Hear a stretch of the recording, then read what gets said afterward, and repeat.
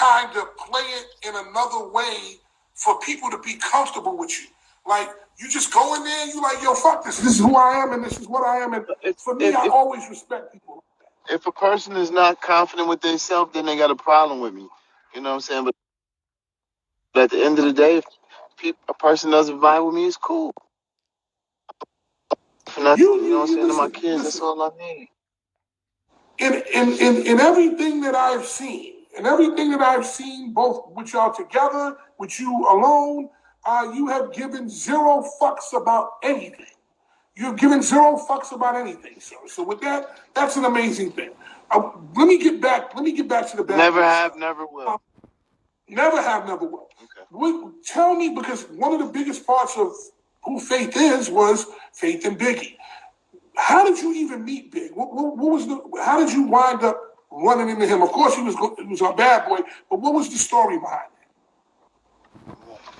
Hold on, I want to get in a better area because I want to correct you. Can you hear me? Yeah, I can hear you. You hear me well? Okay. No, well, you said one of the biggest parts, something, but I think, given our culture's history and what's been documented, yes, Big is a huge part of my life, and the story that will always be us is always going to be a huge part of our culture. But Faith was doing, all of these things I'm telling you about, the Al B. Shores, and I was on welfare when I met Al, and he heard I went in and rearranged his record, and he told me don't stop coming. He started paying me $2,500 a week cash. Okay, this is about 3 years before I met Big, so I was already doing my thing. I was signed to Bad Boy. Big said he saw me and thought he didn't know I was signed to Bad Boy when he would see me in the studio.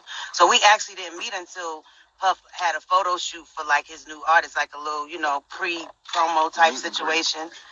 And Big, myself, and Craig Mack were there. And I think Total ended up coming a little late. But that's where we actually met and had conversation. But I was already, on the Mary Project, the Usher Project, and whatever else I had done before that. So we actually met at that photo shoot.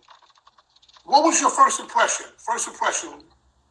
Well, my first impression was that, the story is that I ended up at the photo shoot with my friend who happened to be Hurricane Gloria. And at the time, she was pretty popular. She needed a ride back to Brooklyn. I had dropped my daughter off at Redman's house because Redman's sister is one of my best friends, and she was babysitting my daughter. Gloria rode with me to the photo shoot because I was going to take her back to Brooklyn. So once Big saw her, and he struck up conversation with me, and he asked me could I take him and his friends back as well. But it was like 9 of them, like 8 of them. So they all hopped in my 4Runner, and I took them back to Brooklyn, and that's kind of where it really started. He had taken my number off of something I had and called me the next day, and I was going to Brooklyn to see him all the time after that. But I knew Brooklyn well. Well, of course you did. What blew you away about Biggie? What was it that you said, wow, this guy is great, I like him? Both of our senses of humor, first and foremost. I mean, they cracked jokes on each other, and then they was trying to crack jokes on me, but I always had a comeback. So I think that was certainly an early thing that kind of was attractive. And his confidence, because when he told me he was going to call me, I didn't know he had already kind of taken my phone number off whatever paperwork I had. So when he called me, I was like, oh, that's kind of cute, And that's cool. Because everybody knows the Biggie that we see on Who Shot You, the Biggie we see on Hypnotized, the Biggie Ready to Die. We don't know the Biggie the way you knew him. What was that guy like, the guy you knew? Like, what did she call him in the movie? Chrissy Poo. I think that's what Miss Wallace called him. He was more like that guy. He was very much respectful of his mom and afraid of what she would think or if she didn't have a better judgment of something, which is why I didn't even meet her. She didn't know we were married until she heard him on the radio saying, shout out to his wife. Wow. So he told me to stay away from her in the beginning. I was like, why? Okay, nice.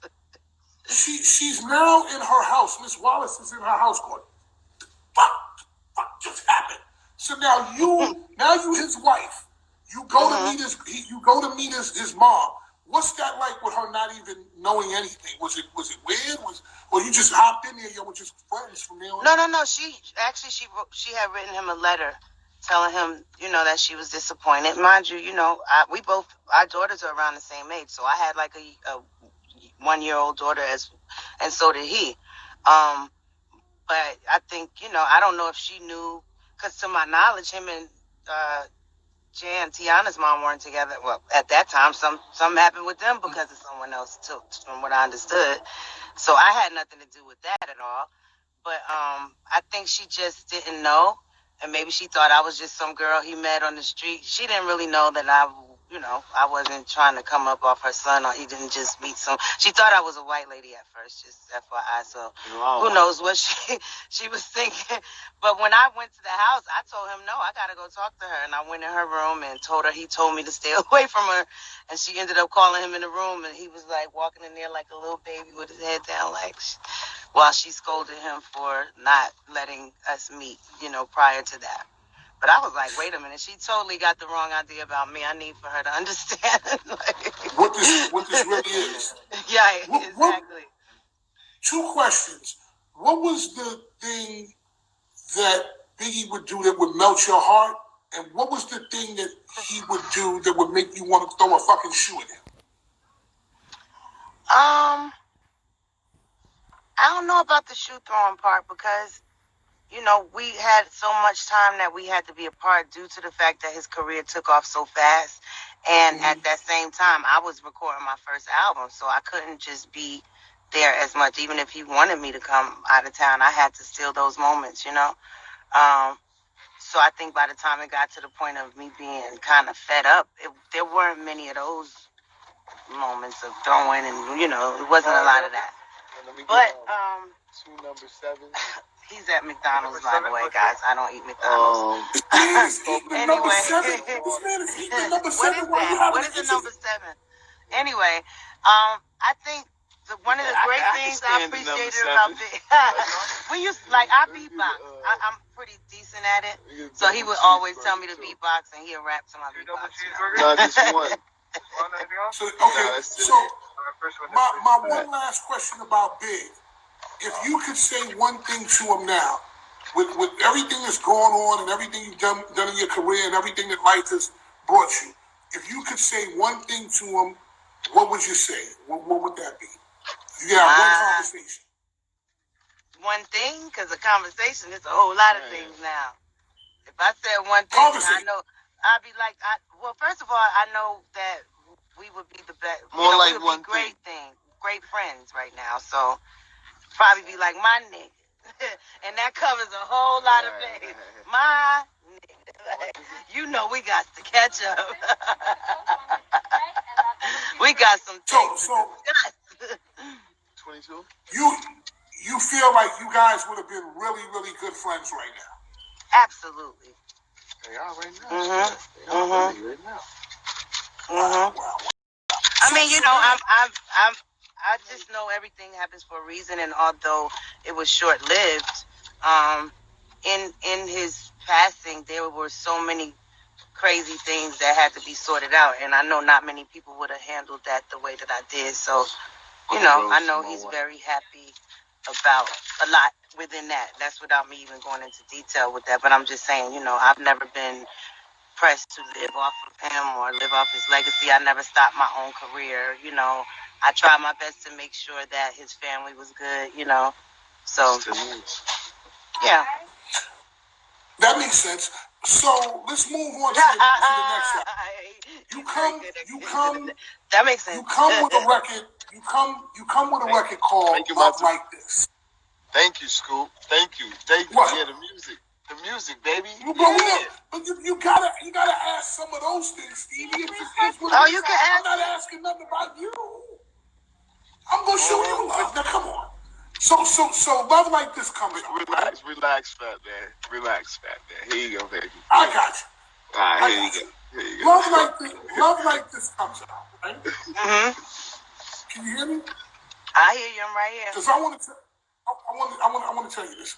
Love Like This comes out. You make the song. You're doing your thing, right? Mm-hmm. Did you ever hear the song before I did it? Did you ever hear the song before I put my song out? What you mean? Puff never brought the song to you. Oh, before it came out? Before your joint came out?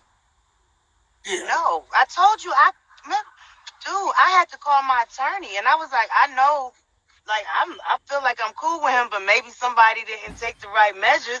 Nobody ever contacted me. I called my lawyer, like, yo, it's a song out with my song, and it's Fatman's cool, and I don't recall authorizing this shit. Right. So I'm gonna tell you what happened with me. At the time, I was on Hot 97, and of course, you know, at that time there was no other radio station but Hot 97. And I took the song to Puff. I took it to him directly, and I asked him for his permission to put it out because it wasn't a commercially available record; it was only for DJs. And I brought it into the room with Puff. And I don't know if you remember when Bad Boy, when Puff had that table, that it was all glass in the table and it looked like diamonds? It was like a desk with all diamonds. And I sat down and I gave him 2 copies of that. I gave him 1 copy for himself and 1 copy to hear. And Puff listened to the record and he just said, he was on the phone like, yeah, give me a salad, give me this, give me that. And it was no big deal. And when I walked out, I thought that the record was terrible. 3 weeks later, I was working overnights at Hot 97, and Puff called me on the hotline, and the record was playing in the background. And I told Puff, I said, yo, when I walked in there, you acted like the record wasn't shit. He said, I don't give a fuck, the record's out now. And then he hung up, and that's when I knew the record was a hit. I knew the record was a hit. It's definitely a hit. I just didn't know anything about it. So when I heard it, I was like, it's really hot, but I don't know nothing about it, you know? Yeah, fuck. Hold on, she got removed. We'll see if she comes back. It was hard because I couldn't hear anything. I couldn't hear anything. I'm just gonna wait and see if she comes back because they must be in a bad area.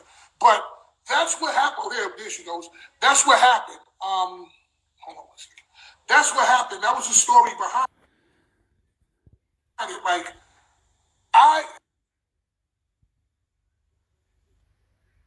and I think because Faith called her attorney, I think because you called your attorney, the attorney called the record label that it was on because it was a vinyl record.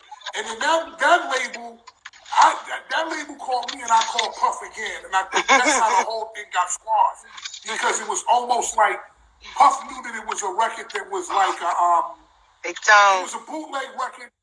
Yeah, it was a bootleg record that basically gives your record more life. Do you ever perform that record when you perform? Oh yeah, of course. How many times have we performed it maybe once or twice, but I mean, I never performed that song without once. I thought we done one time. I know we did it. Right. No, one time. Right. Hey, one time I remember you asking me, but when you asked me, Flex had asked me to do it on stage beforehand. And that got that was at the Summer Jam thing. Got you. Yeah, that got super political. And you know how that is. We're not going to have that conversation, but you know it gets political. And I was like, oh, fuck, man. But did we do it one time at BB King's? I don't know. We did. And you know what? I'll never forget because you had a death in your family or your wife, and you still came. I remember. I'll never forget that. Yeah. You came later on. See, my thing is this. I want to do it one time, where I can really record it and do it and just be in the moment. I think probably, I don't remember it because it was such a bad time for me. I kind of put that out of my head, but I definitely want to do that one time. Because I think it's going to be good. Just Just so you know, every time I perform that record, I wish I could pull you out of my pocket. Because I never do. I always go first verse, then into your part, into your version of the song. So I basically be trying to, you know, I got a little Fatman scoop in my pocket. Listen, at some point, yes, I think you're right. I think we may have done it at the Players. Somebody said with a horn. Knuckles. She came out at the Players Ball in Atlantic City. DJ Knuckles was my DJ. That was a long time ago. I think it was the Players Ball. I do remember that. Yeah. That was the first time we did it together. Yeah. Okay, so there was a couple of times. There definitely was a couple of times. Stevie, Faith, I love you. I thank you for coming through because I know you had something to do today and you took time to come through. Stevie, whatever is in that McDonald's bag, what is the number 7? What is the number 7? The filet of fish. I am a lover of McDonald's. You know something? Hold on. Let me go find out what is the number 7 filet of fish. McDonald's. Because you're not telling me. Oh, filet of fish. Filet of fish. I'll fuck with filet of fish. I thank you. I love you for coming What's through. Up, Darren? I'll have a conversation with you. Because I can barely see you. Your connection got blurry. I can barely see you. I want to thank you for coming through. I love you. I appreciate you. And I'm going to probably get in touch with you because there's something that I want you to send your son for me. Because I know that he's doing a lot of EDM right now. And I definitely want to put something in his hand. I want to see if I can do something. So I'll get in touch with you. Can you hear me though? Can you hear me? See me now? No? Yeah, I can see you. I see y'all, but every time he says he can't hear me, I don't want to keep on talking over him. But everybody that's on here, all my faithfuls, I see y'all. Big Tone, Jared, Jerry, Fat Boy, all of that. What up, Quan? Thank you again, Fatman Scoop. Love you. Let me know. Sorry it took me so long, but yeah. Don't worry about it. We'll get back to it. We'll get to a place where when you're sitting in the house or whatever, we'll do it. We'll talk again. I'll talk to you later. Be safe. All right. Thank you. Bye-bye.